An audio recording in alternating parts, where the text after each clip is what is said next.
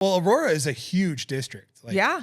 it's a huge city. People don't realize how big it actually is. Yeah. And it's crazy because when you talk about diversity, it has like it has like inner city, suburbs.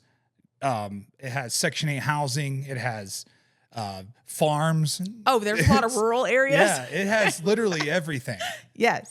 It's like America all wrapped up into one city. One city. You know, Yes. it's like all of America is wrapped up in there. Yeah. And really it's, you know, I used to live off of Smoky Hill. I used to live out there. So I lived right by the Southlands Mall. So I know exactly what you're talking about. Okay. So for them to be, that's the other thing. There's a lot of kids around there. Oh, yeah. There's a lot of kids. And it is a a pretty safe area and a really nice area. Right. So to know that they're moving into that area, I mean, the fact that Colorado, if Colorado doesn't flip in this election, which people are like, that's crazy, that'll never happen. If it doesn't flip, I think the reason why it didn't flip last time is because there was still too much like Trump derangement syndrome going on. Sure. And I don't understand how Polis was still able to, I don't understand how he was able to pull that off. Right. But he had like something's going on. And I think it's because people just aren't voting. Yeah. Because people are like, oh, it won't matter anyways. I think so. I think that is the goal. That is like the main thing we have to do this year is to get people in November to go vote. Right. To actually vote because it does matter. Yes. I know we're not like a crazy swing state, but it will matter. You know, if we can, it will matter when it comes time for president. We need somebody that's going to shut that border down. And who's going to, the only way we're going to get these people, Polis isn't going to get them out of here. No. He doesn't, he loves it. They're still coming in. Yes. He's still letting them come in here. Like he's still letting them come in, still not acknowledging it, still just worried about him and his husband are worried about destroying the hunting lifestyle. Like he doesn't want anybody to hunt. Right. It's insane. Right. Like, and he wants to reintroduce wolves and all this other shit that is going on. Like, dude, why are you focused on that and not the major problems that we have in this state that you've created, that your policies have created? Right. And he's not focusing on it. And it's sad to see. But I do think that people are waking up to it. Don't you?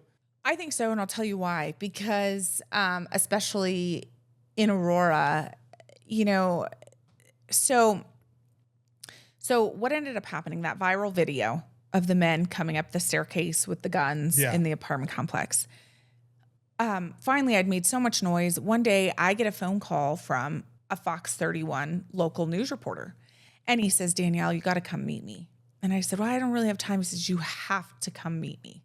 I said, all right. So I go meet him. And he said, look, everything you've been saying about that gathering, everything you're saying about these apartment complexes, he said, I need to show you something. He showed me that video. So, and the mainstream media put it out that I leaked this video when in fact the media already had the video. Yeah. And the media came to me. And because they were afraid to do it themselves. Who? The media? Is that why? Did they have you release it? Oh, no. Oh, okay. Fox 31 already had it. Ah. The reason Fox 31 had it is because the Romeros, who I moved out, the Romeros had called 911 hundreds and hundreds and hundreds of times, and no one came. The reason no one came is because there was very strict orders put in place for the police department that they could not respond to these properties without a minimum of 4 officers and an armored vehicle. So police essentially just stopped coming. So what the Romeros did as a last-ditch effort, and this was after the massive shootout. In fact, the day that video occurred, it was roughly 3 hours after that video, massive shootout, over 80 rounds exchanged in this apartment complex.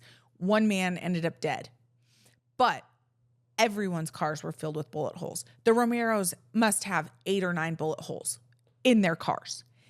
They got so fed up, they started reaching out to news tip lines.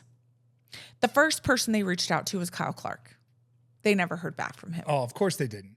That guy is scum of the earth. Oh, I know. Scum. I think he's become my number one fan. I get after him on Twitter, on X, because he is a far left propagandist. Yes. Like that's what he is. Yes. You know, he doesn't care about what's right and what's wrong. He Right. only cares about the far left agenda. And he cares about the division. Yeah. Because as long as there's the division and the chaos, You can control. you can control. So the Romeros reach out to him. They hear nothing. They just start reaching out to tip lines. And they said, you know, in their minds, if the cops aren't going to come, we've got to get this to the media. Fox 31 responded to them and said, well, what do you have? You know, what kind of video footage you have? What are you talking about? What's going on? They sent a reporter to go talk to him. They see the video footage. They listen to their story. They think, oh my gosh. Well, I had already been so vocal in the media about this gathering, about these apartment complexes, about what police officers were telling me, about police reports I had read. This reporter from Fox 31 came straight to me. And I said, well, so what are you going to do? He goes, I got to release this video. He goes, but it's bigger than this. I got to tell you. The people that released this video to me, they still live there and they're trapped there because their cars are now filled with bullet holes. And I said, what? I said, you cannot release this video footage. These people will be murdered. Oh, yeah. Murdered. And he said, that's why I'm coming to you. I know that you'll do something about this. I said, all right. I said, well, you got to get me in contact with them. So he gets me in contact with them. And first I spoke with the husband and, you know, he was kind of, he was just kind of discombobulated. I mean, just beside himself. Then I spoke with the wife and I said to her, I said, you guys are still living there right now. And she said, yes, we have nowhere to go. We don't have any money. We live paycheck to paycheck. Now we need to come up with money for 2 deductibles for our cars to be repaired. And I said to her, I said, Cindy, I'm going to get you out of there. And she just started bawling her eyes out. She just started bawling her eyes out. And she said, you are the only one. You are the only one. She said, we have emailed the mayor. We have emailed different elected officials. We have reached out to all kinds of media. You are the only one that is willing to help. And I said, look, I don't have a plan. And I'm going to be very honest with you. This was just kind of sprung on me, but here's what I'm telling you. I'm going to get you out of there. And I worked it out with that reporter to give me roughly a week before he put that video footage out. So I had a week. But I was able to find a place for them to go, get a U-Haul truck, figure out how I was going to get their cars out of there. I had to very quietly and kind of under the radar assemble a moving crew, being fully transparent about the complex that we were going into. And I did. I assembled a small crew, but we were mighty, and I got these folks out of there. But even what I saw when I was there, all of the military-aged men, one who very intently watched my every move. But then what I saw too is the young women. And every one of them just looked like their souls had been drained from them. Well, I'd already been reading the reports about sex trafficking, kidnappings, all of these things. None of these folks spoke English, but I did to 2 different women. I did look at them and I just said, are you okay? Are you okay? And they just kind of put their heads down and just went like this to me. But I know they're not okay. Yeah. I know they're not okay. And had either one of those women said no, I would have left with both of them without a plan, but I would have left with both of them. Yeah, but they would have came and got him. Well, that's the problem. Well, what I did, because I was very scared for the Romeros, I had police move in first and kind of sweep the area, large police presence before myself and the moving crew showed up. What I said and what was agreed upon is that the police would secure the property and not let anything move for at least 15 minutes after we left the property so that we couldn't be followed. Yeah. That's smart. And that's what happened. And so in my head, had any of those women indicated any kind of the truth to me, I would have left with them. I would have taken them. Yeah, because they've got them strung out. Yep. You know, you could tell. You could tell. I saw thing. It. It's the saddest thing. I mean, there's just what do we have? 300,000 kids that are missing right now. Yeah, that's just kids. Yeah. So how many? What is it? We have millions of people that are just. Yeah. That who knows what their situation is. Well, and who knows who any of these people are? Because even at the border, you can become Joe Smith. Yeah. You can give whatever name you want at the border. And Venezuela came out and admitted that they have cleared the backgrounds of all of these folks they let out of their murderers, prisons. rapists, sexual offenders. Nothing's on their background.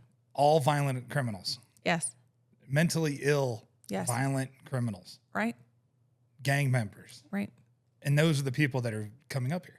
Yeah. Because they are told if they don't leave their country, they're going to be killed. So they're like, okay, I'll just go to America because they're just letting people across the border. Joe Biden says we're welcome.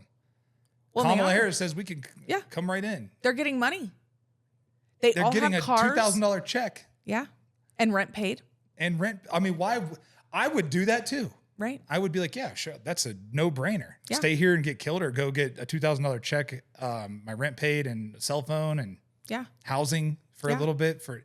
Why not? And nobody can do anything to me because in this country, if anybody tries to do anything to me, they're going to be called a racist. Oh, yeah. And these nonprofit organizations are going to go after them. Yep.